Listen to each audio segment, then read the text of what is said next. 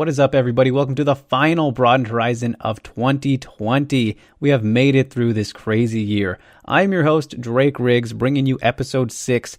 Thank you so much, as always, for tuning in, you guys. We are closing things off in style, starting with a trio of atomweight's finest. First will be one of Japan's brightest young superstars, Kanna Asakura.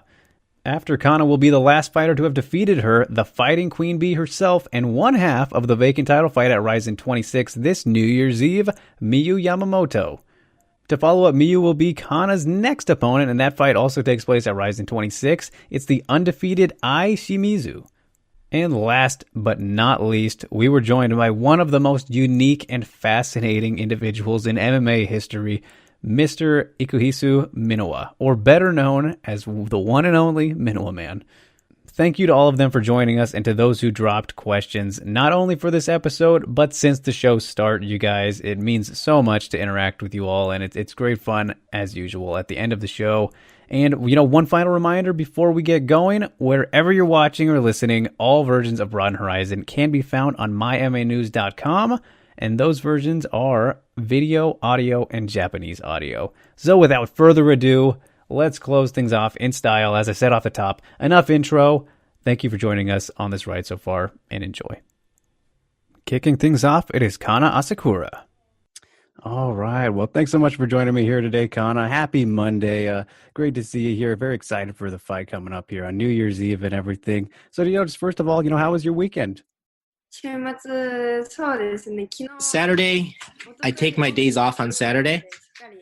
So I relaxed a lot. I refreshed myself, and then I'm heading into the new week all refreshed. Of course, got to take some time off every now and then to make sure you're all tip top and whatnot. But this is something that I've always wondered too, just to get into things. But do people often think that you're related to the Asakura brothers? When you look at the Japanese characters to describe Asakura, they're two different characters. So when you look at the kanji character of the name, you can tell that we're different. We're not related. But still, there are some people who ask that question if I'm related to the brothers. Yeah, I figured it might be, something that might come up every so often just because you're all in RIZIN and, all very popular. So I just thought that might be something that happens very frequently. So I was just curious there. And, Kanna, you've been very, active in your career to this point, still very young, but you have over 20 fights professionally. And I mean, how did you deal with the inactivity, with what's going on in the world right now? Was it a little bit hard to, keep yourself busy when you couldn't fight as much as you have been in the previous years so far? So I wasn't able to, at the beginning, I wasn't able to train during April and May. So when you're not active, even in training, you start to get concerned. You start to doubt yourself if it's going to slow you down from progressing. So there was a lot of concerns, and I was worried for a bit.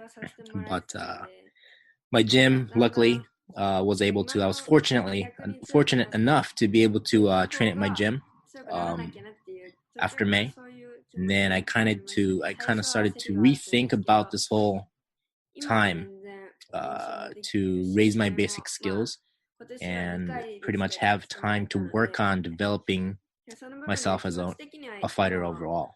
So I've kind of shifted my mentality towards that way, and ever since it's been very good. Like I said, I've been fortunate enough to being able to train, and I'm gonna get 2 fights out of myself this year, and I think that's good under these circumstances. I mean, I don't really want to get used to this, but I mean, under the given circumstance, I think fighting twice is good enough, and I'm staying very positive and I'm motivated. So right now I have no issues with it. Yeah. And I mean, just with all that in mind, how important would you say it has been for you to, rack up all the experience that you have, with the fight so far in, a quick amount of time and still being, not even 24 yet, still very young. So just how important would you say it has been, especially with everything considered? So even though I only have 2 fights this year, I really want people to know and see my progress as a fighter. And I don't think you'll be able to. I don't think you'll be able to show a significant difference when you fight often. So I'm trying to use this fighting only twice. I think there's going to be a significant difference on how much I've progressed as a fighter, and that's my motivation to train to these limited amount of fights, is to show what I can do and show my progress and what I've been working on. So that's my motivation right now. Yeah, and I mean, when it comes to, showing the progress that you're making and everything, when you look back at the speed of your, win over Mizuki Furuse in your last fight, your quickest win that you've had so far, and, just completely dominated her for the amount that it lasted, but the fight wasn't very long. So is that something where you're like, oh man, I kind of wish I got to show more in the amount of time, with over a longer period of time, but at the same time, it was such a good, quick victory. So like, how do you look at that in terms of letting people see that you're improving, the positive aspects of it, I suppose? So the fight against Furuse was, I'm satisfied with it because I just wanted to show it was a mismatch and I wanted to completely dominate. So I'm pretty happy with that performance.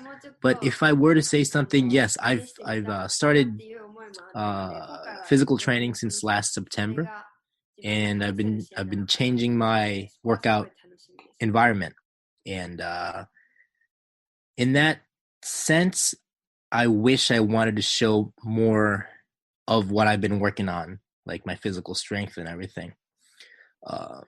But I think that this upcoming fight will be the fight that I'll be able to showcase myself, and I'll need those skills that I've been working on to win this next fight. So I think this upcoming one should be something to look forward to.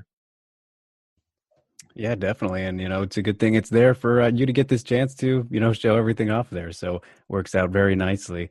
And, just to go back a little bit, I mean, a lot of it, I suppose, I'm very curious, like what led you to fighting, sort of like what was the first encounter with, a combat sport of, like, let's say wrestling, I have the wrestling background and everything, but like what led you to fighting, if you could pinpoint something specific?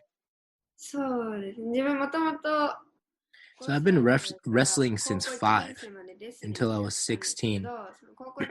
And when I quit wrestling at 16, up until then, I spent most of my day just wrestling and training. So I didn't know what to do. I didn't have anything to do. So I decided to start jiu-jitsu. And that's when I started going to the gym I'm at currently. And that's where I met my coach, Mr. Tsuruya. And after working jiu-jitsu with him, he recommended me to taking this competition to the next level and start teaching me how to strike and all. So that's basically how I got into fighting.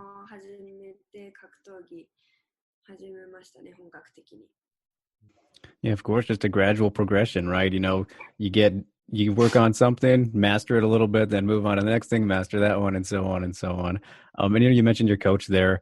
Would you say, in terms of inspirations or, people that have helped you along this journey, do you have any specific, maybe him, of course, or some other names in mind? So I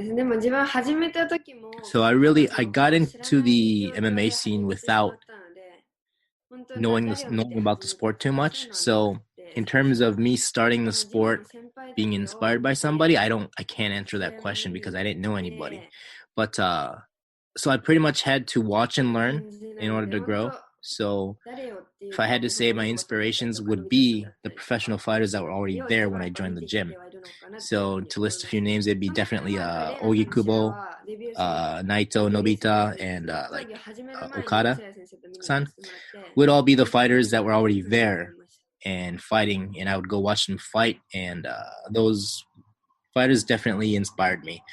In terms of, there was one fighter who my coach took me to watch before I made my professional debut, was Rana.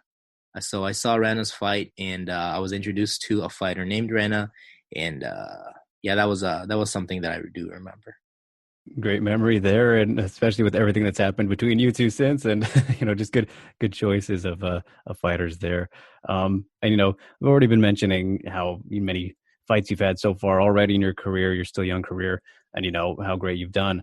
When I don't know if you look ahead and everything. Of course, I'm sure you have your goals and whatnot, but do you kind of foresee yourself fighting for a long time? Because with this current pace that you're on, and 17-4 record, if you can continue to fight this quickly and do as well as you are and just get all that much better, you're kind of like on pace to go down as an atomweight legend at the very least, maybe the best ever if you can keep this up and continue to improve the way you have so far. そうですね。もうなんか自分はまだ So I have never considered myself becoming a legend, right? I'm not even in a position to be thinking like that. There are so many things that I still have to work on, and there are still so many fighters that I need to beat, like Hamasaki-san, Yamamoto-san, those who are the fighters who should be considered legends. And if those fighters are my goals as of now, and I need to overcome them, and I don't think I deserve to be thinking of anything like that until I'm able to overcome those fighters. So I may have a lot of fights under my belt, but I don't consider myself at the skills or level of being considered, a legend or whatnot. I just have so much to work on, and there's certain goals that I have set that I need to meet in order to even think of that. So. Yeah, I mean, a totally fair mindset. Maybe it would be a bad thing if you did consider yourself at that point already. That might be a, problem when you kind of would stop progressing or something. So yeah, definitely totally fair to think that way, I would say. And of course, before we can get there, we got to get through Shimizu coming up here at the big RIZIN 26 show. And I mean, just as for her as an opponent, how do you feel about the matchup? Like, how do you expect this to go down? You think she brings anything to the table that, you haven't seen so far? So Ai's she's a very strong wrestler, and she has a similar style as me. So style-wise, it's definitely not my favorite type of style, my opponent. But this is a fight that I can't lose, and I shouldn't be able to lose. Because when you look at just wrestling, she's got way more experience and tons of achievements than I have in wrestling. But in MMA, I have much more experience, and I've been doing this a lot longer than she has. So I have a lot more tricks hidden up my sleeve, and I think that should be enough for me to win this fight. So it's a fight that might not fit my style, but it's a fight that I shouldn't be able to lose.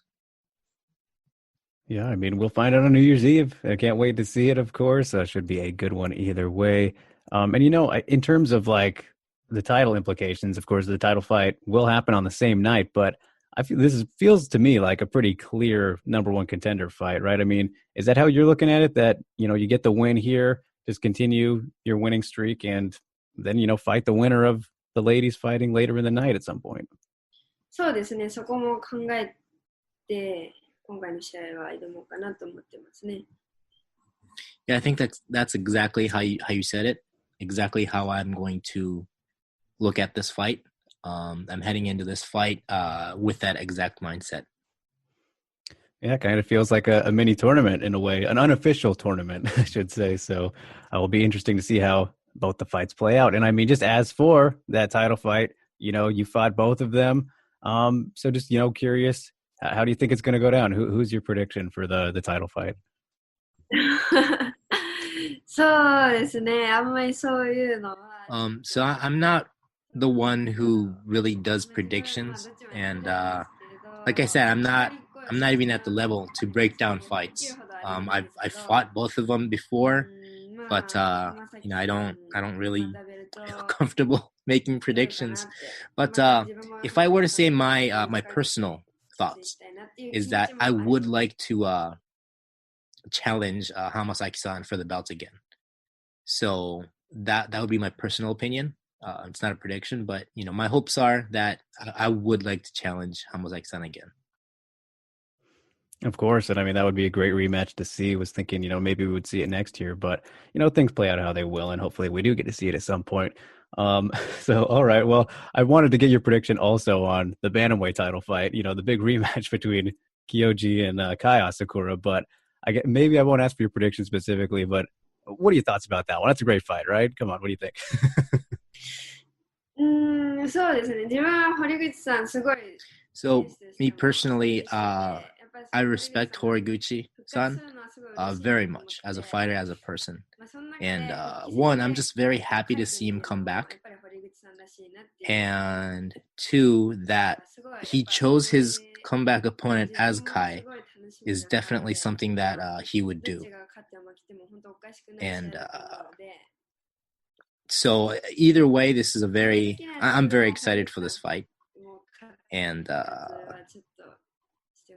whoever wins, I mean, it could go either way, right? This fight could go either way. But personally, I would want to see Horiguchi-san make a good comeback.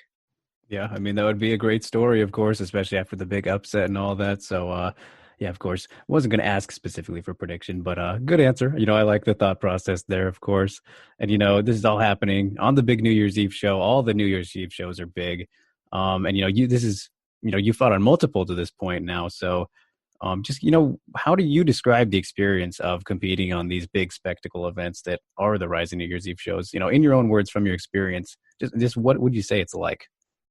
そうですね。やっぱ大晦日って The New Year's Eve show is definitely something different. And if you're a fighter who fights in Japan, it's definitely an event that you want to participate in as a professional fighter. So I do feel, I can't really describe it, but I do feel the atmosphere. It's different when you're fighting on New Year's Eve. You just feel that it's a different vibe. And since it's such a special ring, like you feel obligated to perform special as well. And I when I first fought on the end of the year show, I fought on the 29th and lost, and that was my start career in RIZIN. But every time I fight on New Year's Eve after that, it just feels so special, and you're obligated to go that extra mile. Yeah, I can definitely imagine. It's always the most fun show to watch of the MMA calendar year, I would say. And I mean, just speaking of great moments too, I want to go back to that first Rena win, just because, man, as like a fan and watching that fight happen and everything, it was such a crazy moment to watch unfold. Especially the crowd freaking out. Your reaction to getting the win and everything. Just being in that moment though and pulling that off, like how do you look back on that moment? Because that was such a crazy fight, and victory for you. そうですね。あの時は本当に Looking back, for me, that entire process of winning the tournament was so long. It started from the selections. I had to fight Ishioka-san to solidify myself in the tournament, and then I had to fight the first round, the semifinals, and then finals. So for me, it was such a long process. So my immediate thought after winning, it was it's finally over.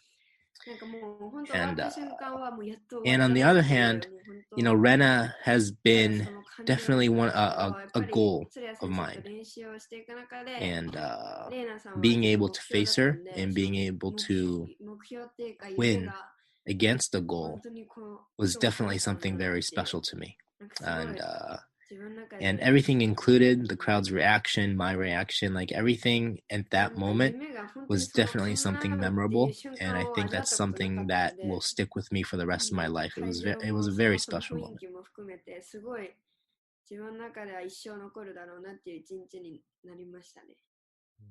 Yeah, I mean, it was definitely one that I don't think gets enough appreciation, at least from my side of the world over in the West, as those great MMA moments, because it was definitely something to behold. And then the rematch that you guys put on too, that was a very cool thing to see. Just the build up to that and everything was very big.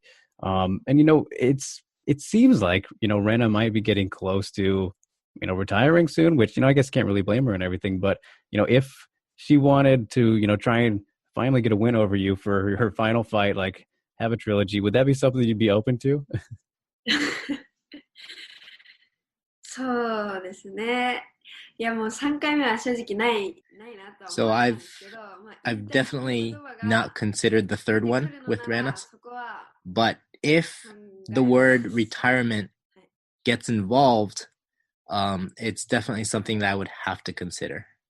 Yeah, it doesn't make much sense just to do it, obviously, with 2 wins over her already, but I just thought that might be an interesting thing story-wise, so I had to get your thoughts on that. And, in terms of other, interesting things, I thought, about your career, so many great moments. At the end of last year, you fought in Bellator. I mean, kind of fought in Bellator. It was the crossover, but you fought on the after portion, of the show and everything, so it was pretty much still the RIZIN rules and everything in the Bellator cage, but just being a part of that, whole thing, the crossover fighting and all that. Just what was that experience like? そうですね。自分 So me basically fighting in RIZIN, and maybe I shouldn't be saying this, but I actually prefer fighting in the cage more than in the ring. So for me, being able to fight in a cage in front of a RIZIN-ish audience against an international competition, for me it was just all fun. And it kind of reminded me how much better it is for me to fight in the cage. So that experience was very fun. I was able to fight in the cage in front of a big audience in Japan, and I got the win. So it was very fun. Yeah, so I mean, you think it's kind of a thing where your style favors the cage a bit more than the ring, I'm assuming. そうです。まあやりやすい So it's not about adapting to the style. The cage has its way of fighting, and definitely there's a way to fight in the ring. And I've come to learn how to fight in the ring and how to utilize the ring in my favor. So it's really not about my style. It's about, I can't really explain it, but I do enjoy fighting in the cage. Okay. I mean, fair enough. Just the feel of the different enclosures is definitely a big difference, I imagine. So, and especially Bellator's cage, which is very large and round compared to many others. But just the idea of crossover fights, though. I mean, take away, I guess, the cage part, because that's obviously a big thing that interests you. But would you be down to do like more crossover fights in the future? Whether it's with Bellator or maybe even Invicta. Now that somebody you beat in the past is the champion over there, maybe you could go and get that belt at some point. そうですね。どうなんだろう。まあまたそういう機会があれば Yeah, if the opportunity presents itself, I'd definitely be interested. But I do feel that no matter where I fight, I want to represent RIZIN. I want to officially represent RIZIN. So that's something I would have to talk about if we were to do these crossovers. All right, Kanna. Well, I will leave you with one last thing here. A fun question. I like to leave the fun ones for last. But, I see all the time on your YouTube channel, on your Instagram, you're always eating these really crazy and good looking foods. So I got to know, do you have a favorite food specifically? I know that's a very tough question, but favorite food, do you have one? 一番は自分本当 Yeah, so I love to eat. I enjoy eating a lot. And the good thing about me is that I don't have anything that I dislike. So anything I eat is good. But if I had to pick, I definitely like the Japanese meatloafs, the Japanese burgers without the buns. That's definitely my favorite. All right, very nice. So you see, secretly, I was just getting recommendations out of you. So I will put that on my food list now. But awesome, sounds very good, Kanna. That is all I got for you. Thank you so much. Big arigato gozaimashita. For taking the time here to hang out, talk a little bit before the fight. Very excited for it. All of your fights are very exciting. This should be a good one. New Year's Eve, of course. Cannot wait for it. Just a big thank you so much. I hope you enjoy the rest of your week and your day here on Monday. So thank you so much. ありがとうございました。ありがとうございます。Next, we are joined by Miyu Yamamoto. Miyu, hello. Hey, can you hear me? Yes, I hear you. Hi. How you doing? How was dinner? Good. I haven't yet gotten You yet didn't eat yet? Oh. because I just finished and I need to kind of Oh yeah. I hear you. All right. I was hoping I wasn't ruining the timing or anything for you. No. I'm sorry that it's like a 4 a.m. there. What time is that? It's 3 a.m. It's okay. Oh my gosh, I'm sorry. No, I'm always up this late, so it's fine. Oh, thank you. Of course. And I mean, for you, of course, I mean, congratulations, on the title fight. And I mean, of course, the wedding recently too. So, I mean, that's Thank you. But yeah,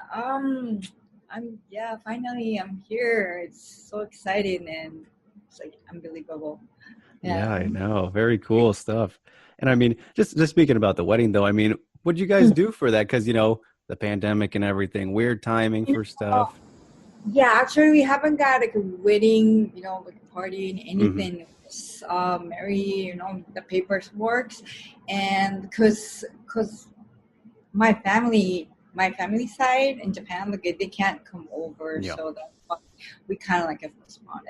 But we had a honeymoon to New York, so yeah, I saw that. That looked cool. I mean, the romantic, so we kind of we have a training, so it's okay.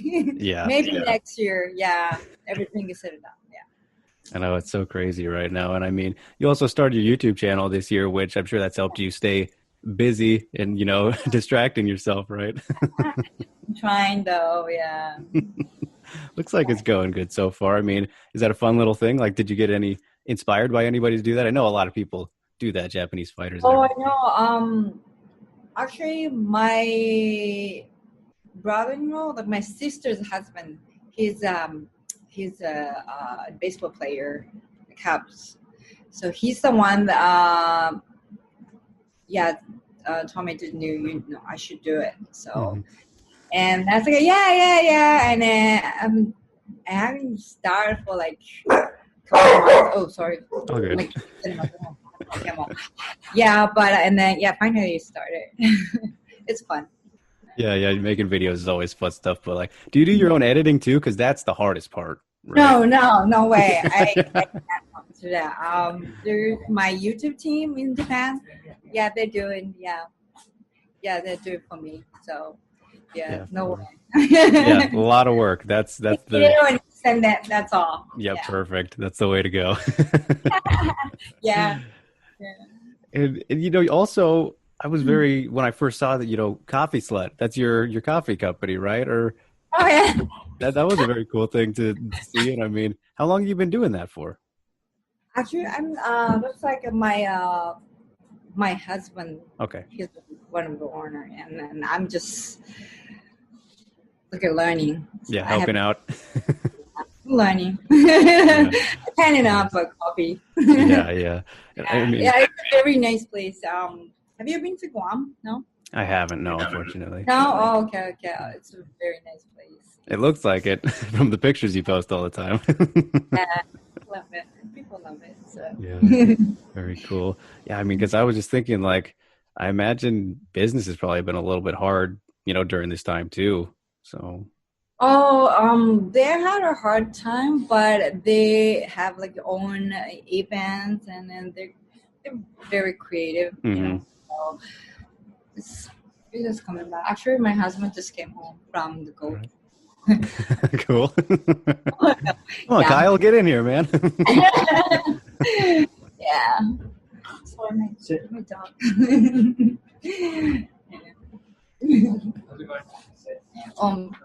My dog is so hyper. Oh, I see that. It's okay. You're not the first dog that I've had on the show. Rana's puppies, she's got a whole bunch of them. Ayaka's dogs were on the show also. Yeah, she has the same dog. We talking about dog a lot. Yeah. Yeah. Not the first animal appearance. Yeah. So anyway, about the coffee slut. So it's been pretty rough in the beginning, but we've had some like outside dining in Guam. We're allowed like outside dining. Mm-hmm.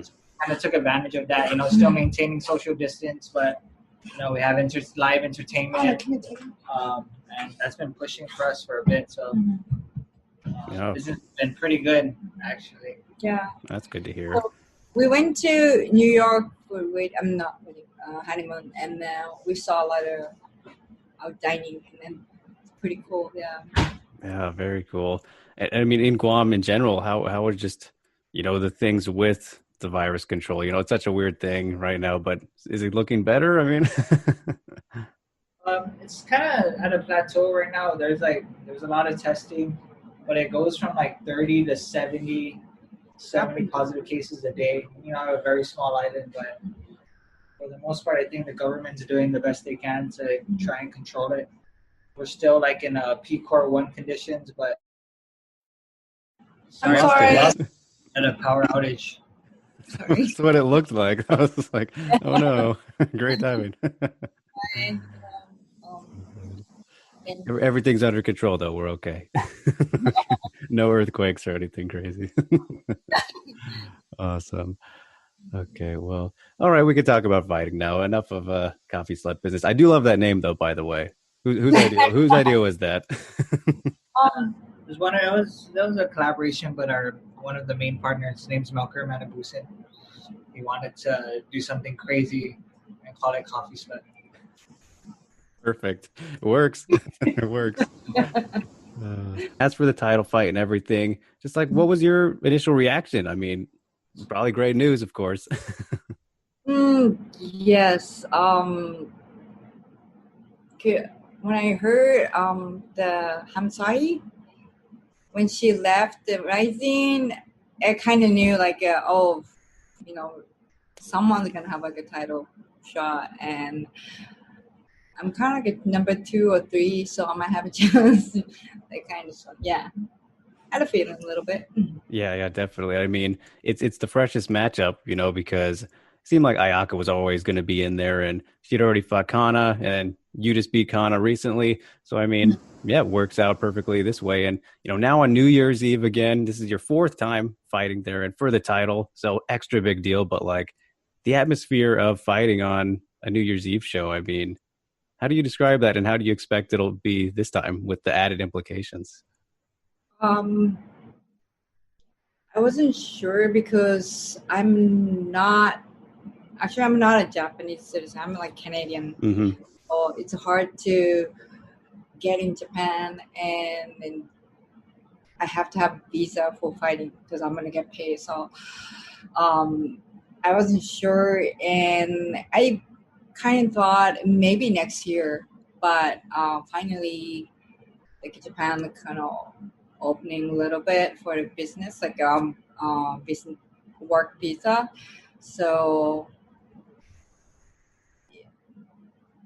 I don't know, but I don't know. I just I kept training like since, even though like pandemic and stuff, lockdown. Yeah, we kept training. So yeah, we didn't take any breaks. So yeah. So I mean, have you been to Japan since everything happened? Since his fight, like in February. Yeah, that was like last time. Yeah, so that was like right before then. So yeah, interesting. And I mean, of course, Ayaka Hamasaki, one of the greatest ever, I would say, at atomweight. I mean, you guys have a lot of respect for each other, of course. So just like, what do you think about, her as an opponent and just this challenge that you have? Very honored. Yes, I always wanted to fight. I mean, but we talk a lot about, dog, and we're kind of friends. Yeah. So hard, but I'm still, like, I think we're still like a respect being like a fighter, like athlete. So it'll be a very good fight.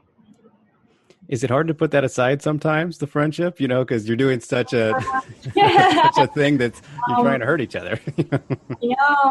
But that's what we do, and I think we both understand. And I did with the Andy, and so always after fight, we're gonna have like a really good time. Yeah, of course. The party and friendship will come afterwards. Enemies in the ring. Yeah.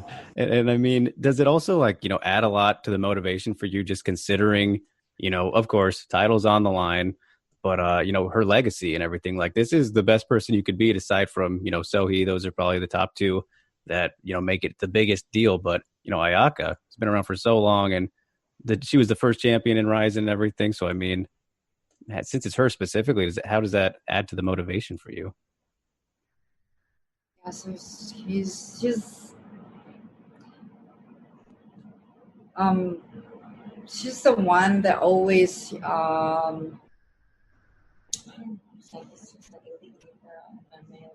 she's like a ambassador for mixed martial arts for women in their weight class for Japan. Mm-hmm. So we're here because of her, because she's been fighting for a long time and then winning and a title, and yeah, so I'm very respect her. It's kind of cool too to see this matchup because I'm not going to say you guys are older or anything, but you've been around more and yeah, it's like you've both gotten so much better maybe towards like the end of your athletic careers and everything, so it's really a showcase of how impressive it is for you guys to be able to get here now. So, and fighting for the title, it's a really cool thing, right? Just what you guys have done and put in all this time to get here. Yeah, title belt is really nice, but it means a lot to me fighting with Ayaka. That's like a best thing for me happened in MMA. So yeah, the belt, yeah, coming after. It's just a nice reward, right?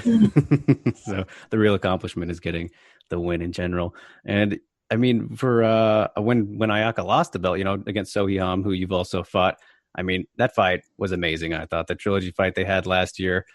Just I want to know what you thought about it, because it seemed like a lot of people thought, could have went either way in terms of who won. But just an incredible fight, no matter who you thought win. But just what did you think about it? It was a very close fight.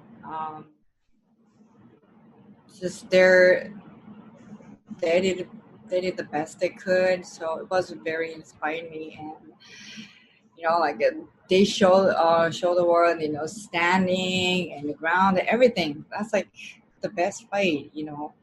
It's not only the ground or not only the striking. They show like everything. So I think that was a great fight.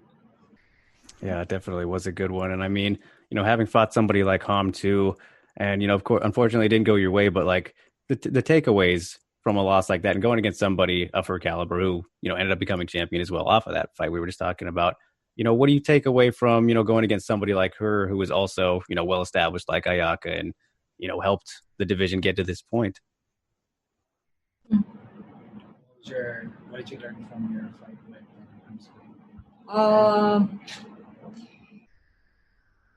It's very simple. Just don't stop. Even like if you're like you think you're okay, or if you're tired, if you've been, just don't stop. Yeah, don't stop till the fight ends. Yeah, definitely. And I mean, like strong. Yeah, that was like a very mentally. I learned a lot. Yeah, because I can't give up. Of the fight. Yeah, that is thing. Yeah. I mean, that kind of is your story a little bit, because of course, fighting into your 40s and everything, and don't stop is kind of the moral of the story, right? Just keep going. And I know that, you don't really look too far ahead in the future or anything, or, about retirement stuff, but yeah. Do you think about it at all now? I mean, with the title in mind, if you end up winning, it's a good way to cap things off. Not going to say you should do that or anything, but I know. Do you think about it more now? I just fight again. I just put everything, out. I just do my best, like 100% fight, and then anything happen, I will just accept. So that's why I don't want to regret anything. That's why I'm gonna train I train like hard every day and no regret, and fight, go hard, and no regret. That's So anything happen, I can accept. Yeah, definitely. And just talking about the title specifically, I know, beating Ayaka might be more to you than actually having, the physical object of the belt, but achieving that champion status, for you, and by beating somebody like Ayaka, who's only lost to 3 people, and only one person at atomweight, the other 2 are at strawweight, much bigger than her. But if you can pull this off, the story is really incredible. Just considering, how late into your career you are, and the resurgence that you've had and gotten so good and talented, become one of the best atomweights in the world right now. And, to your family's name and everything, if you can pull it off and get the title, I mean, it's a really big moment and a cool story, right? I mean, come on. Yeah, I think so. Yeah. So, yeah, just a really cool thing there. Yeah. Mm-hmm. And, we were talking about the training a little bit too, still with Crazy B, of course. I've been seeing a lot of stuff on like Twitter and everything about people kind of moving around. I'm just curious about, the training, how it's going there, who you're training with specifically, if anybody specific. Yeah, I'm here in Guam. So no, I'm the only one Crazy B here. Mm-hmm. Train with the spike. So, yeah. But in Japan, I know because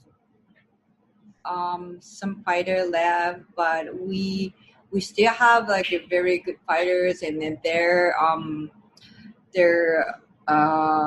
becoming stronger than ever. Yeah, actually, this happened and make them stronger, make us stronger. I think Mm-hmm. It's more tight and. So this is like my brother. He made the Killer Bee, Crazy Bee stuff from zero. So we're not zero. We still have like a very good fighter. So we're just gonna keep going. Yeah, and I mean it's probably been a little bit hard to organize some things too. So it kind of shows the bond of what you guys have, right? Mm-hmm. Yeah, but we're okay now. No more problems. No more stress. Yeah, of course. Stress free going into the new year and everything. Let's get 2020 out of here. I'm done with it. I thought 2020 would be a good year for Olympics and everything, but it didn't work out. But still, we're having an amazing moment. Of course, it's a perfect way to cap off the year. So will be very exciting. And, also on your card, the RIZIN 26, of course, there will be another title on the line. Horiguchi and Kanna Asakura too, fantastic rematch. So I'm just curious what you think about that one, and who might come out victorious if you got a prediction. Tough one. Kai is a very good striker.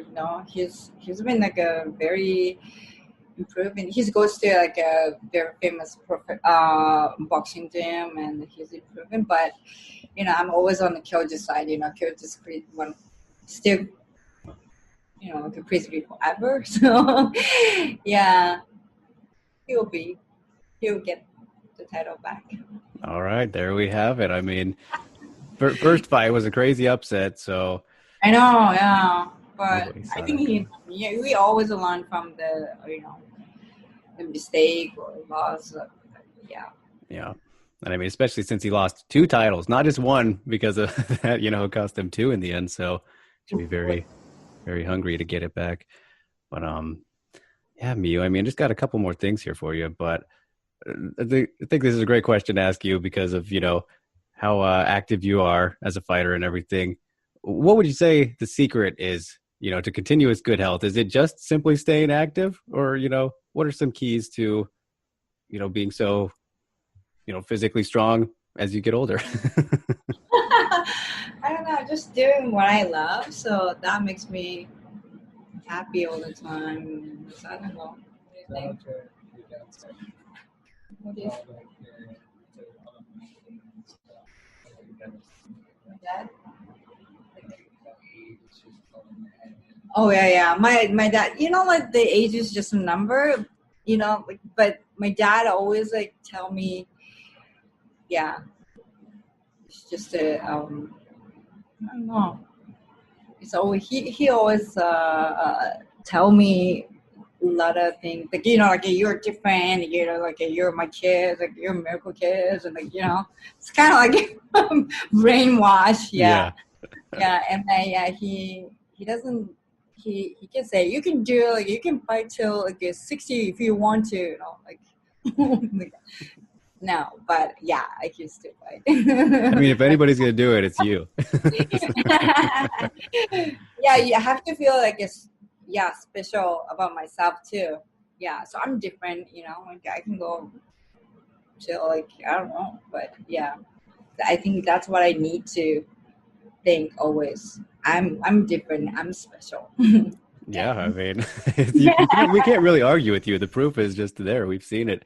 And it's funny just to talk about that though, because like when I spoke to Megumi Fuji, of course, and we talked about just kind of jokingly about if she would ever come back, right? Of course, she's been retired for almost a decade now and everything, and she spoke about it very interestingly, where she wanted to be able to visualize herself performing, and like if she would be able to perform at a level that would not let the fans down. And she feels like, she probably can't do that at this stage. And she'd have to put in a whole lot of work, and her body just might not be able to do it. So it was really interesting how she put it in that perspective. And I mean, surely you obviously still feel you can do that and have shown you can do that. So it's kind of a matter of, okay, when do I see myself not maybe satisfying the people that I'm fighting for, right? I think when I feel that I will feel that when I'm training, because the training is very important for me, like everyday training. I love it. And if I can do that, if I feel like, this is way too hard for me, I will retire. Yeah, because if I can train, I shouldn't be on ring. So. Yeah, makes sense. Makes sense. Maybe I'm not like thinking as like a professional, like a Megumi, like she's always thinking about the fans, but I'm kind of more like a athlete side, like practice. Yeah, training. Yeah, that's what I feel. Yeah.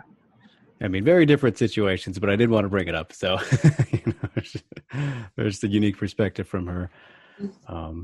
She's coaching Ayaka Hawaii, right? Yeah. AACC is the gym. Oh yeah. Yeah, she's like the first. Yeah, she's like a pioneer too. Yeah, definitely. She started in, I think it was 2004, and she fought to 2013, so 9 years. And yeah, she was 22-0 before her first loss. So yeah, real original pioneer for sure. So yeah, but I will leave you with one last thing, Miyu. I know that you like to change up the hair color every now and then. You had the Bulma blue last year. Or any plans to do something this year? My hair's longer now, so I don't know. We'll see. Keep it a surprise. And I mean, hard to get haircuts and whatnot these days, I'm sure. Yeah, he's doing by himself like that. Yeah, keep it simple. Or just don't cut it at all. So. She's been training I feel like we're training a lot more than previous fights, even though we're still in quarantine. The strength and conditioning is picking up.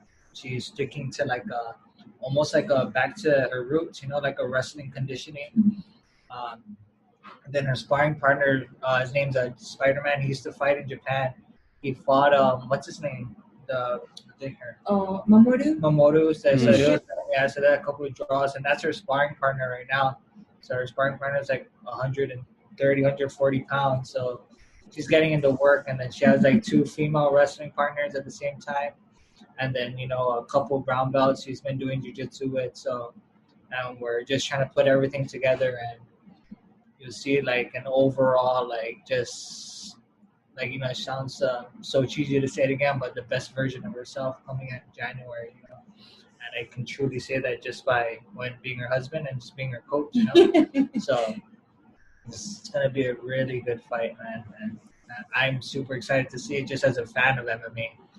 Yeah, So, of course. And I mean, okay, I guess one last thing, you know, but just because you brought it up there, you know, Kanna Watanabe mentioned this to me too, but like since she's had so much time, you know, because of the pandemic and everything, not having a fight or having to plan specifically for a fight, you feel like all this time that you've had right now before actually, you know, getting ready for a fight camp has given you that much more time to get your skills overall just better in general, I'm sure.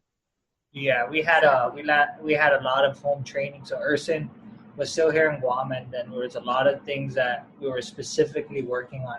We weren't sparring a lot or doing a lot of stuff, but on the technical side of it, it's just those little details that's what's going to help us. So we had a lot of time to do that. So, you know, now we're putting that into play. Now we're actually sparring, and it seems to be paying off. It was good. It was actually good to take time off from other people and sparring hard and just focus on the minor details. So we're just super excited to, you know, we just got the hard part's almost over. I mean, the fun part's almost over. We're gonna cut weight, and then the best time's to scrap. So Exactly. couple more weeks. Coming up.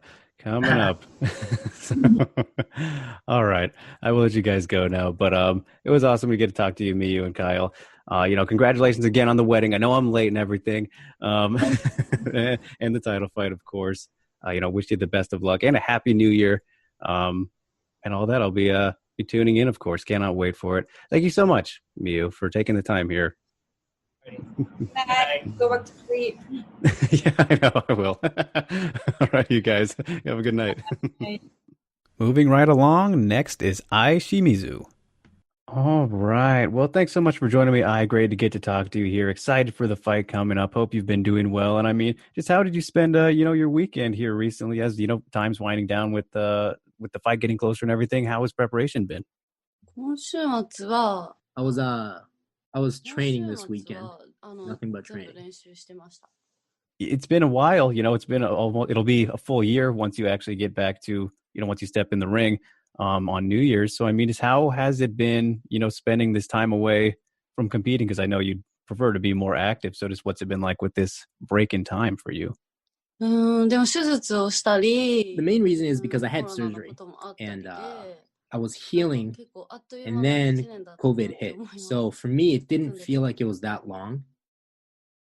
But yeah, it was this year just kind of just ran through, and it felt really quick. Yeah, well, I mean, good to hear that you're better now. I mean, what was the surgery for? Was it pretty serious, or like what exactly happened there?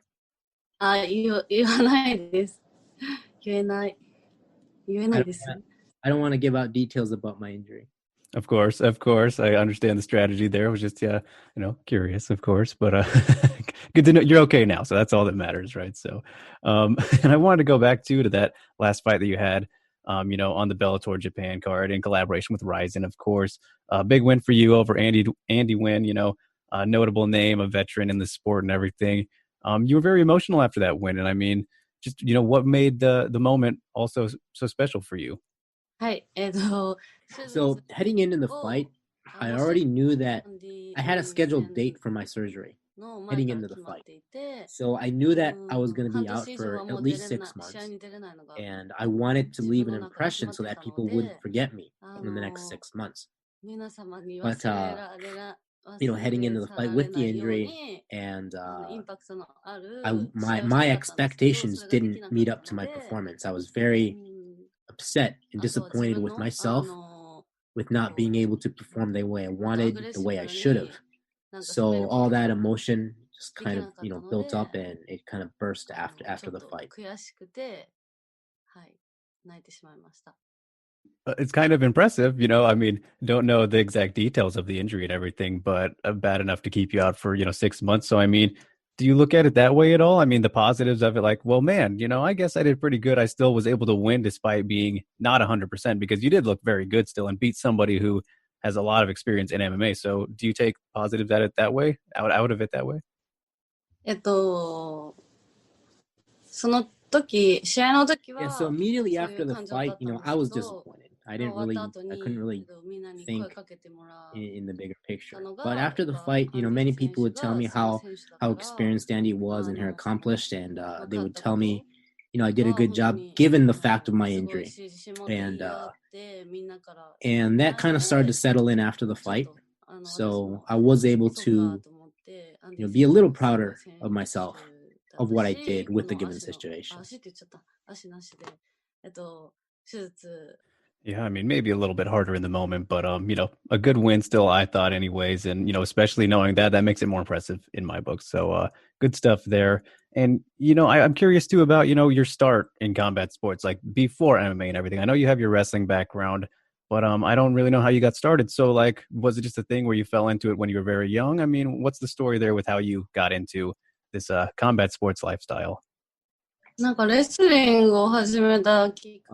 reason why I started wrestling was my parents had me learn wrestling to avoid me being bullied. Okay. I mean, that's a good reason. Of course, got to have self-defense and everything.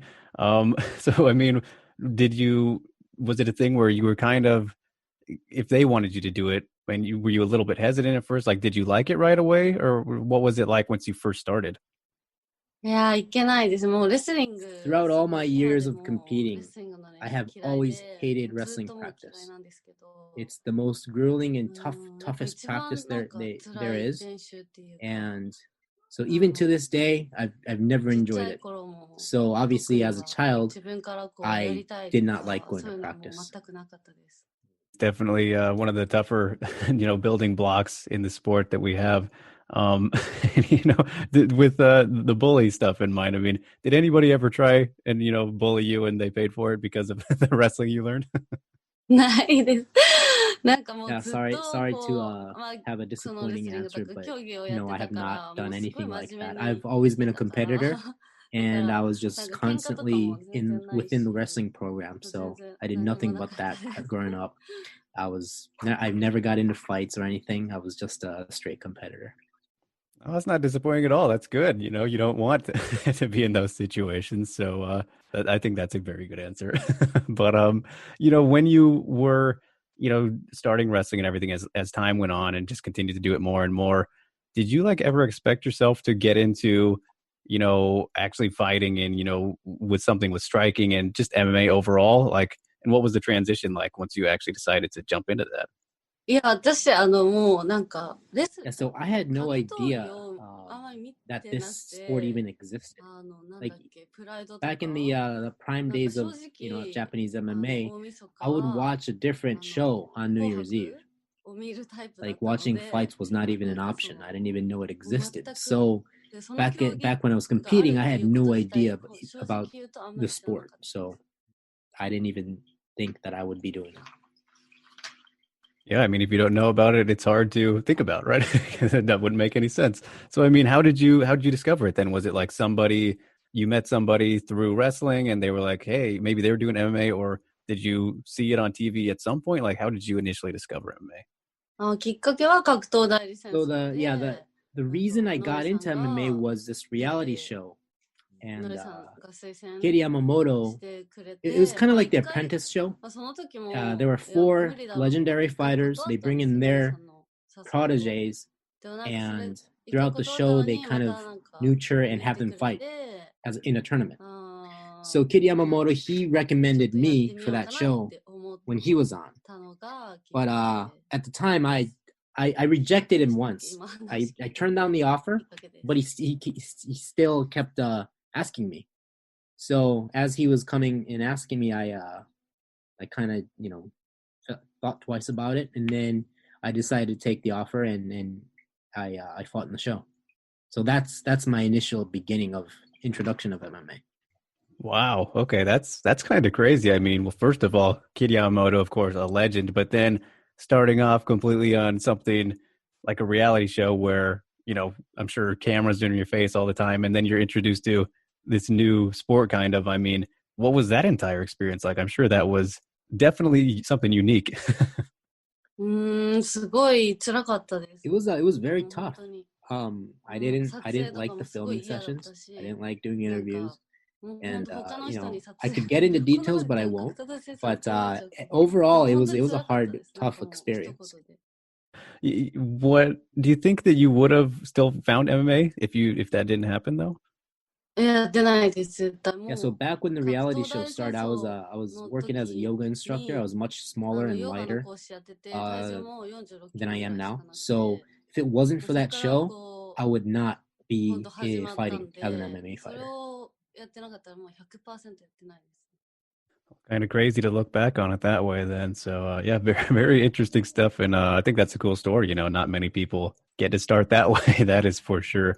But you're coming up here, going to be fighting on New Year's Eve, and you fought very close to New Year's Eve before in the past, but never actually on the New Year's Eve date. So, I mean, are you excited to, get to finally fight on this special event, or are you just treating it like it's another place to fight, another day? So yeah, I'm very excited to be able to fight on New Year's Eve, and it's a great feeling. But I do understand that this is not my doing. I got this opportunity because Asakura, and she's got the bigger. She's got more accomplishments. She's got the bigger name. Everybody thinks that I am going to lose. I am going in there as an underdog. So all of that, motivates me to overturn everything. I want to take everything that she brought to the table, and I want to, humiliate all the doubters. And that's very exciting to be able to, heading into this fight, knowing that I have the potential of messing things up big time. It's very exciting. Yeah, I mean, especially on the platform that you're getting the opportunity to do that. So, very true. I think it is safe to say that you're probably, being overlooked, at least from what I've seen, because, everybody knows about her and you're still, kind of coming up here. And this is a huge opportunity for you to, take the spot a little bit. And with that in mind, are you considering this, a number one contender fight, like winner gets the fight for the title? Because it seems pretty clear cut to me that that's what should happen. So how do you feel about it? So I think if Asakura wins, I think she deserves the title. But for me, I don't really think it will go that way. I think there's a lot for me to work on, and I'm okay with still developing my skills with more experience. So right now, I'm not even that eager for a title shot. Like right now, I want to focus on every single fight that's given to me, and wherever that takes me, I will go for it. But yeah, for me, I don't really care about the winner getting the title shot. When it comes to Kanna as an opponent and everything, without giving away game plans or anything like that, secrets and all that, do you think that she will, try to wrestle with you, or do you think she's going to want to strike and, not test herself in that area? Just what do you think she's going to, come at you with in this fight? I honestly think that she's better than me in all aspects. So I don't think she has too much of a game plan. She's just going to fight wherever the fight goes. But if I were to guess, I think she's going to want to strike with me, because I think that's where she's going to be confident. And I know, in preparation for this fight and everything ahead of time, you speaking of Kid Yamamoto as well, I mean, you left Crazy B, correct? So, I mean, I don't know if you want to get into the details of that or can share anything, but just curious, what the situation is there and why you left, if you could tell us.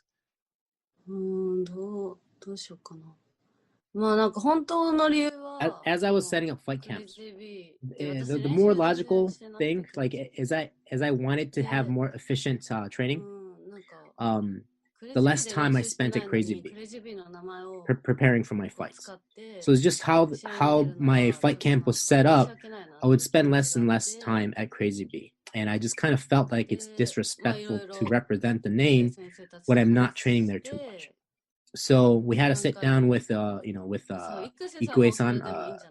Kid Yamamoto's father, and I explained my thoughts and feelings and expressed, and we just decided to just part ways in a way, because I'm not spending too much time there anymore.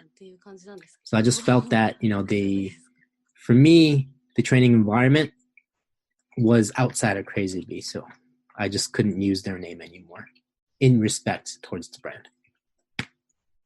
So, I mean, who have you been training? Where have you been training somewhere specific now since then? Or is it just kind of like your own camp that you kind of made up? Or is it a different gym specifically?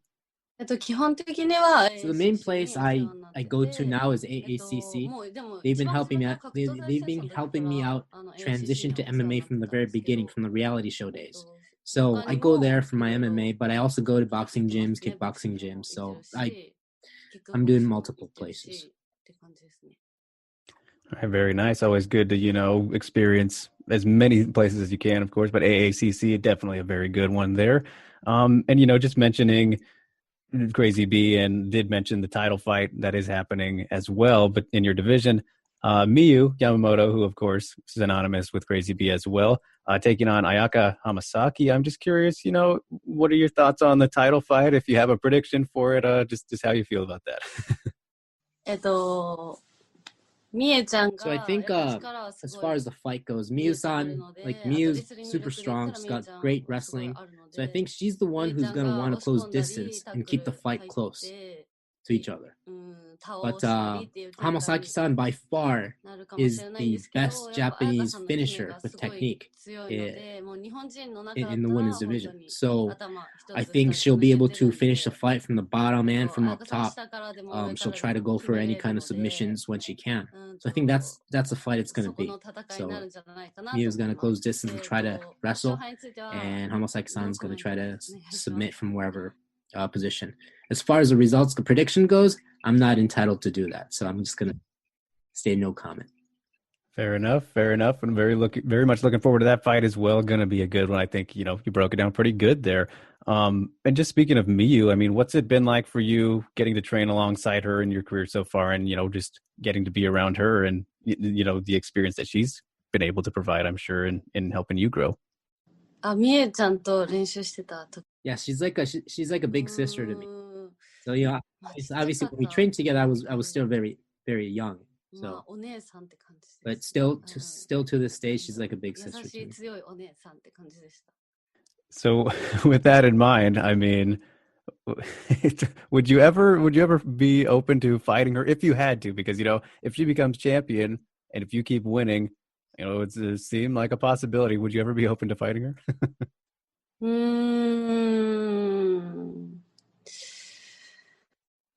So I haven't really thought about it. So I can't give you an answer. It's kind of definitely out of the blue. Right now, like I'm the type of fighter who just focuses on my upcoming fight. I can't really think about anything ahead. So right now, for me, the most important fight is this upcoming fight against Asakura, and whatever comes after that, I'll just deal with it then. Yeah, I mean, that's a good way to look at things. But, just I was curious if it was something that popped into your mind, is because you guys are, two of the best in the division and everything. So was just curious. And I'm also curious, though, about the other title fight that is happening on the New Year's Eve card, a very big one, the big rematch between Kyoji and Kanna Asakura. You have any thoughts on that one? Any predictions? I mean, very excited for that one. How do you think it's going to go down?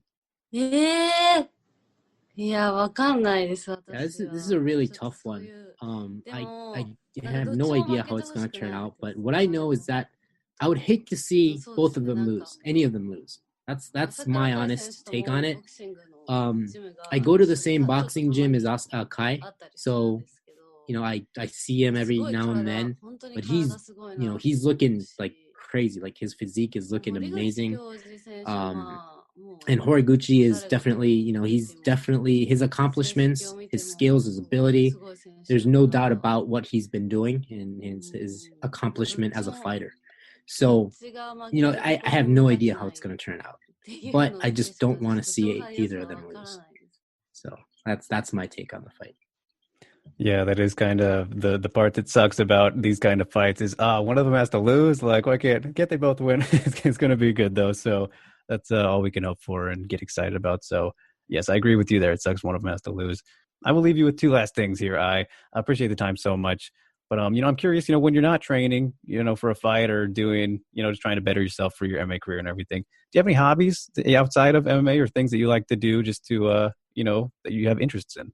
I recently learned how to play golf, and I've been enjoying it. Oh, very nice. So maybe down the line you could, take yourself into the golfing world and become a professional golfer, maybe, huh? You can take a- 頑張ります。 I'll work hard on that. Of course. All right, I will leave you with one last thing here. Very important question, I would say. I think that we need the answer to this. If who do you think would win in a dance contest between you and Yusuke Yauchi? The people need to know. ダンス Yeah, I'll leave the answer that I will smoke him. それはじゃあ私ってことでお願いします。 All right, there we go. Needed to know that one. Very important stuff there, but we'll leave it on that. Thanks so much for the time and everything. This was great, getting to talk to you, and very excited for your fight and everything. Wish you the best of luck. Cannot wait for the big show in general. So you just arigato gozaimashita for joining me here, and wish you we got a week and a couple of days left. So hope it's smooth sailing for you until then, and just wish you the best. Thank you so much. はい。こちらこそありがとうございました。 And of course, to close out 2020, it just had to be Minowa Man. All right. Well, thank you so much, Minowa Man, for taking the time here. It's great to get to talk to you, an icon of the sport, I would say. And it's great to see you back, looking happy and healthy as always. And, I saw that you were doing some camping recently, and I mean, looked like a great setup you had there. So I'm curious right away, have you been doing a lot of camping generally? Is that something you like to do? キャンプは、Yeah, it's been a while since I went camping, so I don't really regularly go. Yeah, of course. I mean, were you kind of more incentive to go and do it with everything that's going on in the world? Maybe get out from the craziness that's happening right now. リフレッシュと、両方ですね。Yeah, it was a combination of both, getting out of the city and kind of refreshing the mind. Of course, nature's great for that, and especially with the current living situations and all that. But hopefully, things getting better as we go forward. So, that was just really cool to see. The setup you had going there made me want to go camping. You were cooking up some good curry, I believe it was. So, looked very fun. And of course, though, you got the fight coming up here at New Year's Eve. And you've had just one fight since 2017. So, I'm curious. You've been pro wrestling, also doing some matches and everything. So, like, what was the motivation or the big thing that made you want to come back and fight again? そうですね。だいぶこう。So I had a lot of wear and tear on my body throughout my long career. So at the time, I used this time to nurse and heal my injuries. And I always had throughout the process, I was thinking that I would be able to fight again around New Year's Eve of this year. So, and that's kind of when I got the offer. So everything made sense and the timing was right. So I decided to take this fight, this opportunity to fight for RIZIN. Yeah, of course. And I mean, I'm sure it's maybe you've been watching RIZIN, I'm sure, following along with what they've been doing, and, a big New Year's Eve opportunity, a rare thing and a big spectacle for MMA. So is that something you've just kind of always thought about? Like, man, it would be cool to fight for RIZIN. And so it's kind of hard to say no when that came up, right? そうですね。本当。So I've been following RIZIN. Every time it's on, I always watch. And I've noticed the brand and I've been following it for a long time. And ironically, about a month before I got the offer, I was kind of thinking about it would be cool to fight in RIZIN. And I was thinking about it. And so it was very awkward, I would say, that I got the offer right after thinking about, how it would be cool if I were to fight for RIZIN. Yeah, hey, maybe that's a sign, right? It's meant to be. そうですね。自分も Yeah, I do really feel that way. I think this was meant to be, and especially because it's New Year's Eve, and many people watch this fight, and I think, I got this opportunity to showcase my life's work of what I've been working on. Yeah, and I mean, of course, a lot of people compare RIZIN to Pride for obvious reasons. So for you, does this kind of feel like a full circle kind of moment and bring back the flashbacks of going back to the olden days of fighting in Pride? そうですね。それはすごいあります。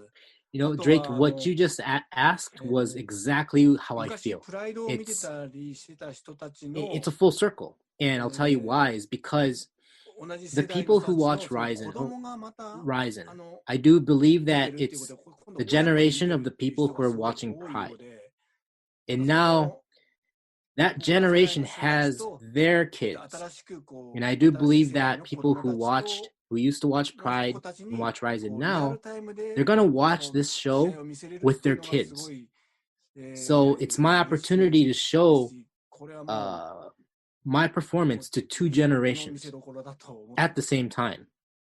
So I think this is a perfect setup for me to show my Minnow Man style. I think this platform is made perfectly. Yeah, I mean that's a phenomenal way to look at it, and it's very hard to argue. But you know, just with that in mind too, does it add any pressure for you, or does that kind of make you all that much more motivated? Like, how do you look at it in terms of, you know, the mental side of if it how much it impacts you? そうですねまあプレッシャーにもなり So ま I すけど definitely do そ feel the のプレッ pressure, プレッシャーがなんか but 僕は it's good. I like it. And 心地がい I いという feel か like このプレッシ I ャー can がすごい feed off 力 of に the なります pressure, ので and I come to realize because of this whole fight, upcoming fight, and I'm feeling that pressure 今まで again, もそう I だったん come で to すけど realize that こういう that's の what が I 好き like. なんだなと僕 I like this. I like this pressure.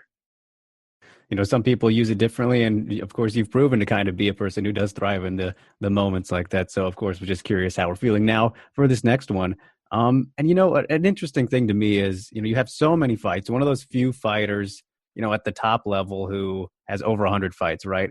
And there was an interview that Travis Fulton did. I believe it was either earlier this year or last year, but you know, he has over 300 fights. He's one of the most notable guys with many fights. And in that interview, he said that he can remember like every single one of his fights, you know, the moments from them, and something that just was kind of crazy to me. So for you, do you remember like mostly every fight, or is it, you know, some are more blurry than others, you forget some, or just how many do you remember from all these crazy, you know, battles that you've had? 僕トラビス・ベルトンと一回やっ The funny thing is, 試合しまし I've た actually fought Travis あ Fulton と myself. I'm definitely one 僕 of も them. 全部覚えてます And ね to answer your 振り返れば question, もう yes, 全 I 部 remember その every 瞬間 single だ one っ of た them り too.内容 I have そ moments の I 時 can の remember 思いは全 the 部覚えてます moments from each fight, my feelings, and yes, I do remember every single one of them. Very cool and very impressive. I feel like that would maybe be difficult for me, but I mean, I haven't fought before, so maybe it's easier than I would imagine. But with that in mind, I mean, which moments, you know, kind of stick out for you as maybe the ones you're most proud of, if you can pinpoint a couple or one to top it all off? そうですね特別 It's so hard to list う a ん few. まあ I あげれ mean, ばも I can う go キリ on が and ないんです on が endlessly. But now デビュー戦の just ことだっ just た right り now, thinking off the top of my head, my professional debut is something ス that ー comes パ to ーハルク mind. で優勝したことがあったり And also winning the Hulk tournament is え definitely that's something that comes to mind. But everything else, I can't ちょっと specify. There's so many. ありすぎてキリがないです Yeah, I knew that would be a hard one, but I just had to see, you know, if there would be any specific moments. And, you know, those are two very good ones, of course. And, you know, just speaking of the Hulk tournament, you still have the Super Hulk title? Do you still have it? Where is it in your, if you have it still? 持ってます Yeah, I have it. I have the belt. Of course, of course. Just had to check there because, you know, that thing's got some, you know, some prestige to it. Of course, a very prestigious title. So, and in terms of, you know, this is probably another tough one, but toughest opponents overall, you fought so many of them, like guys that were maybe that stand out a little bit for their toughness that you fought. Of course, so many. Travis Fulton, we already mentioned. I'm sure he's up there, but who are some of the toughest guys you would say you fought out of all these crazy guys? そうですねまあバンダレンシューバーと I think if I had more time, I could come up with tons of names. But right now, off the top of my head, I think Vanderlei Silva and Mirko Krokop, these two were definitely 思い出せば something そういう人いっ else. ぱいいましたけどはい今思い出したのがその2人ですね Yeah, totally fair choices. And, of course, another tough one. So I apologize for that, but just curious. And of course, just with speaking of these tough opponents and everything, you ended up becoming, known as the Giant Killer. That was kind of a big part of your story and everything. So, and I know that the origin of, your nickname Minowa Man is kind of has like, it was the superhero background, right? You wanted to kind of become a superhero type of character. And of course, facing all these much larger opponents, I'm sure that was maybe a part of it, but did you always intend on becoming, the Giant Killer, the guy who can overcome all these crazy obstacles, or did it just kind of happen naturally? まあ、プロになる前は、 So I didn't really have the intention of being a giant killer when I started, but I always idolized pro wrestlers, and that's why I wanted to be. And in pro wrestling, there is no weight division, and you fight your opponent. So I had no thoughts about weight classes. Me being a pro wrestler is you fight who you are matched up against. And I've always believed that size doesn't matter. Small person can beat a bigger person. And that was my mentality throughout my career, which eventually kind of led me into these open weight fights. And the name probably came after that, but I've always have been, and still I'm all about open weights. There is no weight division, and that's just how I look at the sport. Yeah, I mean, it's definitely very fascinating and unique, especially in a sport that is dominated by weight classes predominantly, and then you comparing the pro wrestling side of it. I mean, you've done a great job of doing what you set out to do. And just speaking of people maybe you looked up to in pro wrestling, you started very early in MMA, of course. What, 1996, 20 years or so ago. Did you have any MMA or other combat sports people that you looked up to as maybe inspirations, or some wrestling names, I'm sure too, but like anybody that you really kind of were really inspired by to continue to do what you ended up doing? Yeah, so I definitely looked up to my master, Masakatsu Funaki-san. So he is the person that I followed, and I've learned from him. It makes sense and a great choice, of course. So yeah, that's a great pick. And of course, as for the Giant Killer stuff, the next fight you got, it's exactly along those lines. So Tsuyoshi Sudario, just like, what do you, when you go into a fight like this, what are your expectations really, and like how do you plan for it? Like I said, I'm a firm believer of size and weight doesn't matter. And for this fight in particular, because the sport has become so popular, I do believe that open weight is something that is losing its popularity. Like it's hard to see these open weight fights these days. And my motivation for this fight is that I want to go in there and prove that these open weight fights still make sense and they can still be fun. And I feel like I'm obligated to prove that to everybody. So that's my motivation heading into this fight.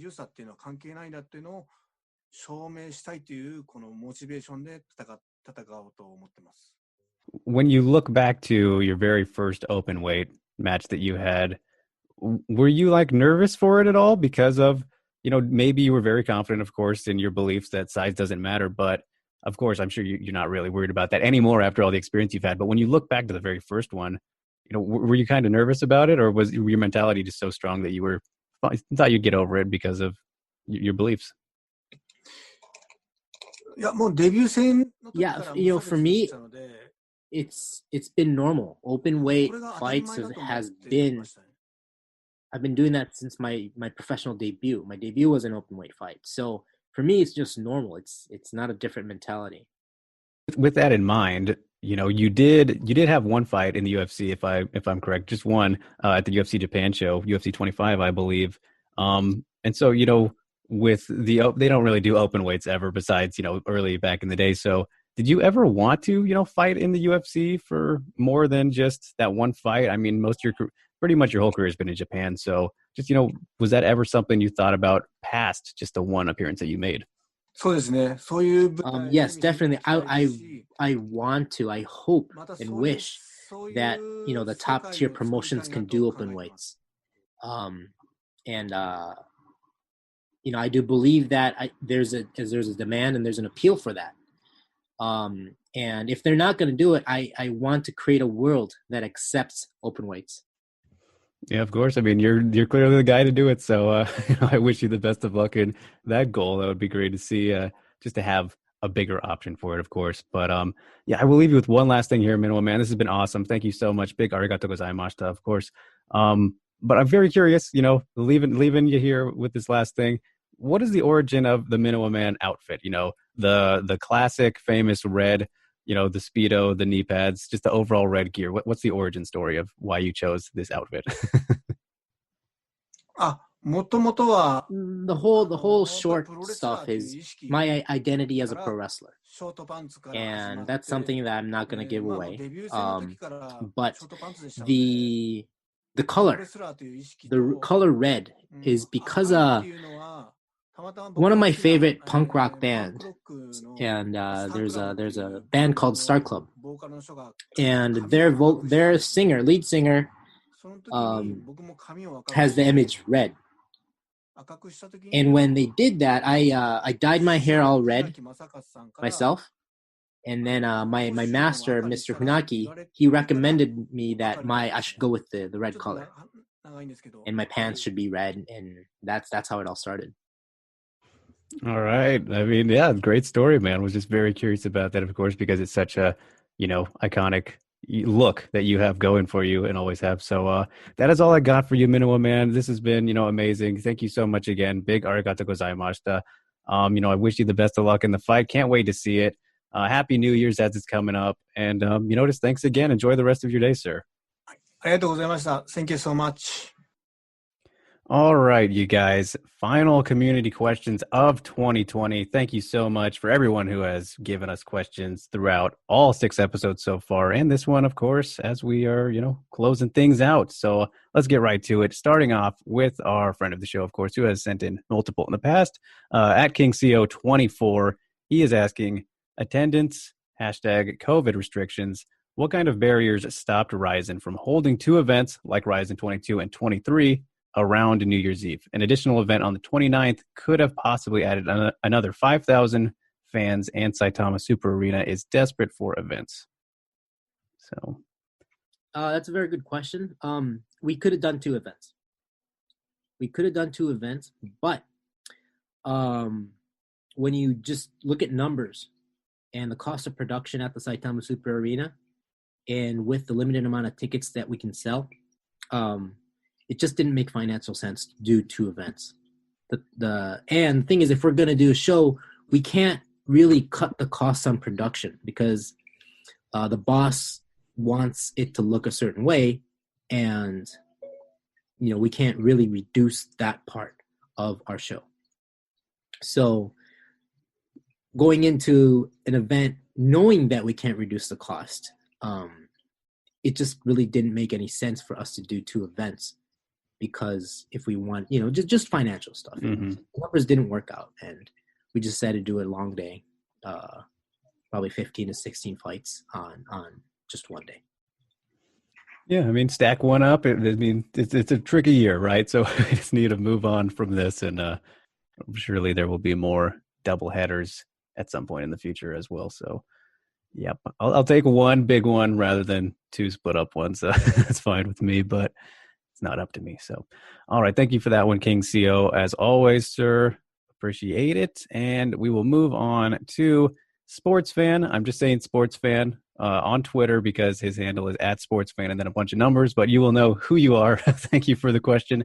And he has a bit of an interesting one here, and I'm answering it because I'm a man of the people, and here it is. So he asked, why are reporters like Ariel Helwani, Brett Okamoto, and Brian Campbell not willing to talk about undefeated Juliana Velasquez? They acknowledge that McFarlane lost, but don't want to say anything about Juju winning. So we'll preface this by saying I have nothing bad to say about these guys. All interactions that I have had have either been none or good. So nothing about them specifically, but I understand why he's picking them because they are bigger names and more popular guys.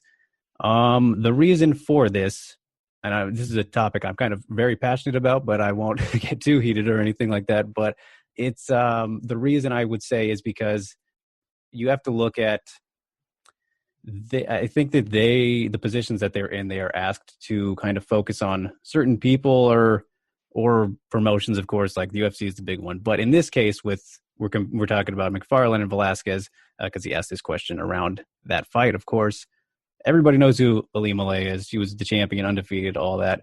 Not so much Juliana. This was her big coming out party, right?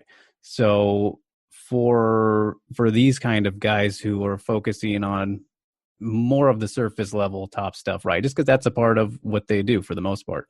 They probably don't know as much about Juliana. I mean, if we're going to be totally honest. So it's easier to point out, oh, wow, McFarlane lost rather than focusing on, wow, look at Juliana's win, right? So that's what I think it kind of comes down to is just, I don't want to say ignorance, but a little bit of just not focusing on Juliana or a person like that because they don't need to, I guess, if that makes sense, because they're busy with all the other things that they're doing. So I hope that kind of answers the question without going on too long about it. But I felt like, I wanted to answer that one for you as best as I could and how I feel about it. So yeah, I don't know. Do you have any thoughts on that, Shingo? If not, it is totally fine. We'll move right along. I appreciate all MMA journalists. There we go. Yeah, exactly. Doing our jobs here, folks. So that's how you got to think about it. They're doing what they are asked to do as well. Whether, we'd like them to do other things is a different topic. So, all right. Thank you for that one, sports fan. Appreciate it, sir. And the passion behind that one. And we will leave things off, of course, with our man Luke at Lukowitz Words, who has submitted almost every week except for last week because he wanted to give us a break. That is what he said. So thank you, sir, for the thoughtfulness. But he starts off with probably the greatest question that we ever could have gotten. And, of course, we're closing out with this one. First one, question for Drake. What is your favorite RIZIN fight of all time? Just a very, very tough question to answer. So I've been thinking about this ever since he asked it and everything. And a couple come to mind, of course. I loved Yuri Prochazka versus Brandon Halsey for the absolute ridiculousness of it. That fight was so weird. That fight was just one of the weirdest fights ever. I mean, Halsey falls out of the ring, looks like he might not be able to continue. Yuri gives up his neck willingly, almost gets choked out, and then finishes him after. Like, the whole sequence of that fight was just nuts. Melvin Gillard versus Takanori Gomi was actually very wild, all things considered, between those two guys and being, older and everything. That was very enjoyable. And, we got what we hoped we would get, I would say. So that was fun. And Gomi won, so that's always a plus. And then, I mean, there's so many to choose from. Both Rena versus Kanna fights were fantastic, I thought, for very different reasons. And then, I mean, I think I'm going to have to go with the one we saw last year, Ayaka Hamasaki and Sohyam 3.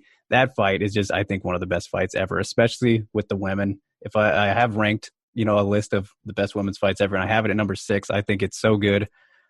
Just two of the best atomweights ever, and, at this current time as well. So that fight was phenomenal, I thought. And I mean, on that same card, Ishiwatari versus Ugi Kubo was amazing as well. Both fight of the year contenders, both of those fights. So I had to mention multiple because there's been so many good ones, but I think my favorite ever is probably that trilogy fight between Sohyam and Ayaka. And I'm not going to ask you, if you have a favorite RIZIN fight, Shingo, but what do you think of the ones I mentioned? They're all good. I'm not ashamed to say Bob Sapp versus Osuna. We had to mention that one. So. That's what makes Japanese MMA so special. Yeah, no doubt about that. I was hating on it.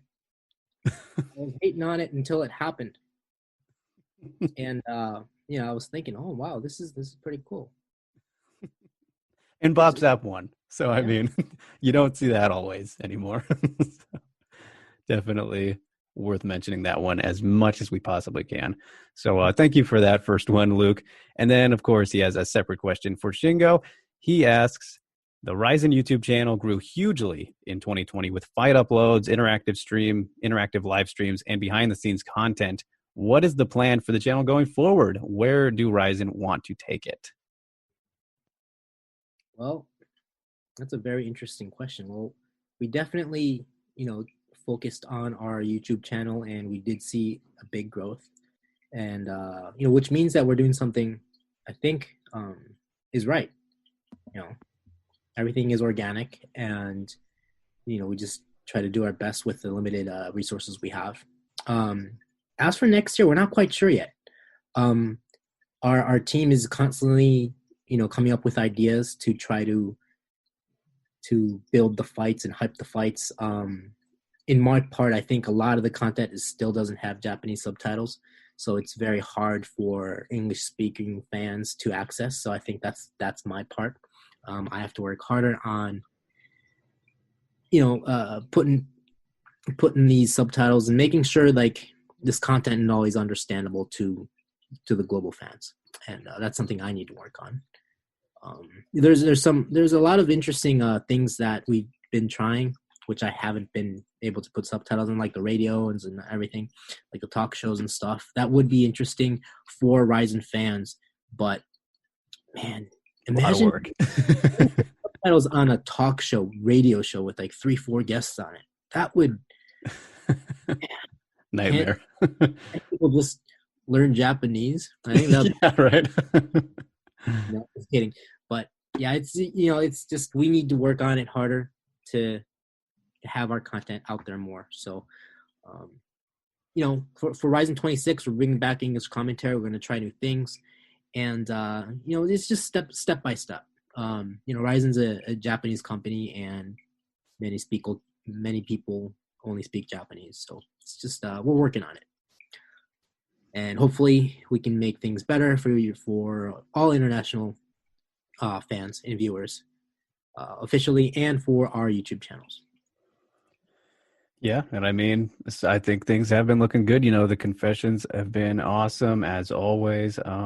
So yeah, I think glad that you did point that out, Luke, because they've been doing very good stuff with the YouTube channel, and we'll see what 2021 holds. Of course, Shingo always working very hard, but that is all. That is everything we have for these 2020 community questions. Thank you so much, everybody at King CO24, Sports Fan, Luke, as always. You guys, means the world for the fact that you would, take the time to even watch, send some questions in, all that, not just for this episode, but all episodes, as this is the final one of the year. Don't forget to support the show if you like it. It means so much. Comment, like, share, subscribe, hit the notification bell. It all means so much to helping, the show grow and, get these voices out. That's the most important part, is helping the fighters get some exposure and all that. And, I would like to know, I would have a question for you guys as we're leaving here. What has been, who has been your favorite guest on the show so far, and who would you like to see on next year? Plenty of options there. Would love to hear from you. So I will leave you guys with a question as we close out 2020. Thank you so much. And thank you, Shingo. Could not do this without you, man. At least nowhere near to the same effect that we're doing it right now. I'm forever indebted to you, man. It means so much that you've been able to help with this. And yeah, I guess we will leave it on that, just to wrap things up nicely and put a bow on it. On the year, Broadened Horizin, 6 episodes down, 24 guests. Thank you guys so much, and we will see you next year.